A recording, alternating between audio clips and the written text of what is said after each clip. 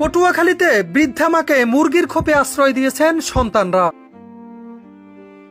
দর্শক, একটি মর্মান্তিক ঘটনা জানাতে যাচ্ছি আপনাদের, যা শুনলে আসলে আপনার চোখ থেকে পানি বের হবে।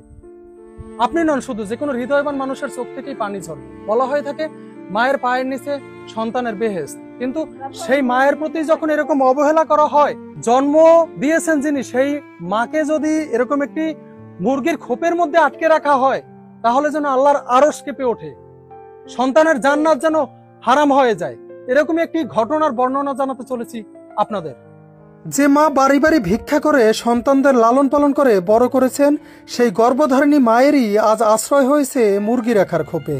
বৃষ্টির পানিতে ভিজে যাওয়া এরকম স্যাঁতস্যাঁতে পরিবেশেই দীর্ঘ বছর যাবৎ বসবাস করছেন জনম দুঃখিনী মা। মুরগি রাখার এই খোপটিতে নেই কোনো কাঁথা কিংবা বালিশ, এমনকি হাওয়া বাতাসও চলতে পারে না ঠিকঠাক।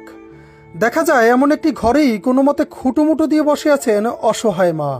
একটু পরপর খাবারের জন্য করছেন ডাক চিৎকার, কিন্তু কে শোনে তার চিৎকার?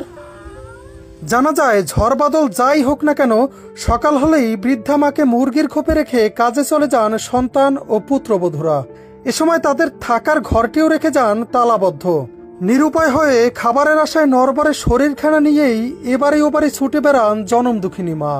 সম্প্রতি পা পিছলে আছার খেয়ে মাথা ফেটে যাওয়া সহ হাত ভেঙে গেছে বৃদ্ধা মা নূরজাহান বেগমের। সারাদিনের যন্ত্রণায়ও ছটফট করছেন তিনি।